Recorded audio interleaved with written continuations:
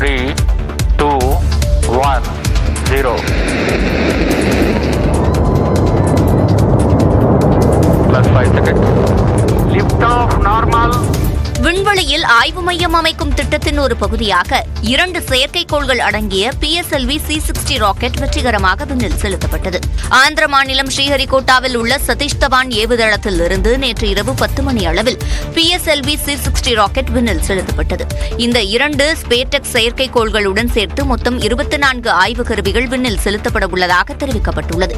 பூமியிலிருந்து 470 கிலோமீட்டர் தொலைவில் புவிவட்ட பாதையில் ராக்கெட் நிலைநிறுத்தப்பட்ட நிலையில் அதிலிருந்த ஸ்பேடெக்ஸ் 1 மற்றும் ஸ்பேடெக்ஸ் 2 ஆகிய செயற்கைக்கோள்கள் 1 நிமிட இடைவெளியில் வெற்றிகரமாக பிரிந்து சென்றதாக இஸ்ரோ தெரிவித்துள்ளது. ஒரு வார இடைவெளியில் 2 செயற்கைக்கோள்களும் அதிகபட்சமாக 20 கிலோமீட்டர் தொலைவில் நிலைநிறுத்தப்பட்டு பின்னர் மீண்டும் ஒன்றிணைக்கப்படும் என நியூஸ் 18 தொலைக்காட்சிக்கு அளித்த பேட்டியில் இஸ்ரோ தலைவர் சோம்நாத் தெரிவித்துள்ளார். இந்த ஆர்பிட்ல எத்தி இந்த 475 கிலோமீட்டர் சர்க்குலர் ஆர்பிட் தான். அந்த 2 சேட்டலைட் ஸ்பேடெக்ஸ் 220 கிலோ பாரம் இருக்கு.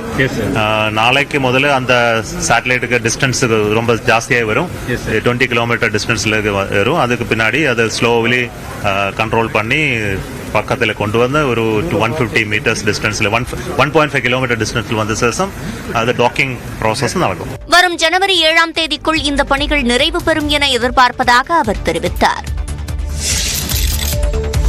விண்ணில் செலுத்தப்பட்ட 2 செயற்கைக்கோள்களை ஒன்றிணைக்கும் பணி ஜனவரி 7ஆம் தேதி நடைபெற உள்ளதாக ஸ்பேஸ் டாக்கிங் திட்ட இயக்குநர் சுரேந்திரன் தெரிவித்தார். இதுகுறித்து பேசிய அவர், மற்ற செயற்கைக்கோள் போல் அல்லாமல் ஸ்பேஸ் டாக்கிங் திட்டத்தில் மிக வேகமாக பயணிக்கக்கூடிய 2 செயற்கைக்கோள்களை மிக துல்லியமான சென்சார் மூலம் விண்வெளியில் பிரித்து மீண்டும் ஒன்றிணைப்பது சவாலானது என்றார். இந்த 2016 இந்த ப்ராஜெக்ட் சாங்ஷன் பண்ணது with very very nominal budget.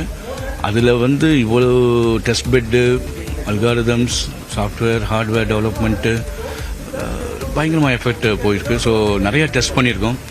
Test கேசஸே it's running in thousands. And physical hardware test பண்ணதும் much elaborate and different than any other மற்ற ஸ்பேஸ் கிராஃப்ட் கம்பேர் பண்ணால்.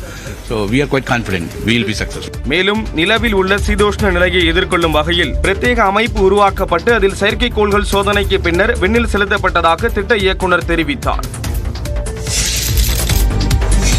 விண்வெளியில் தனக்கென ஆய்வு மையத்தை அமைக்க திட்டமிட்டுள்ள இஸ்ரோவுக்கு இந்த ஸ்பேஸ் டாக்கிங் திட்டம் அவசியமானது என முன்னாள் இஸ்ரோ விஞ்ஞானி சிவசுப்பிரமணியன் நியூஸ் 18 தமிழ்நாடு தொலைக்காட்சிக்கு அளித்த நேர்காணலில் தெரிவித்துள்ளார். 2 செயற்கைக்கோள்கள் அடங்கிய PSLV C-60 ராக்கெட்டை ஆந்திர மாநிலம் ஸ்ரீஹரிகோட்டாவில் உள்ள சதீஷ் தவான் ஏவுதளத்தில் இருந்து இஸ்ரோ வெற்றிகரமாக விண்ணில் செலுத்தியது.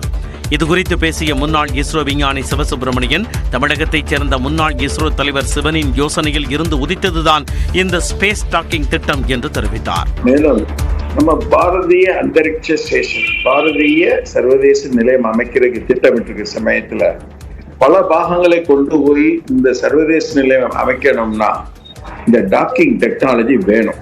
நம்ம அடுத்த கட்டமாக நம்ம ககன்யான் விட்டாலும் சரி, சந்திராயன் 4 அனுப்பி சந்திரனில் இருக்க மண்ணை எடுத்துட்டு வந்தாலும் சரி, அதை எடுத்துட்டு வரக்கூடிய ப்ரோபு சுற்றின ஆர்பிட்டர்ல சேரணும்னா இந்த டாக்கிங் டெக்னாலஜி வேணும். ஸ்பேஸ் டாக்கிங் திட்டத்தில் இந்தியா தனக்கென தனியாக தொழில்நுட்ப முறையை உருவாக்கி அதற்கு காப்புரிமை பெற்றுள்ளதாக கூறினார்.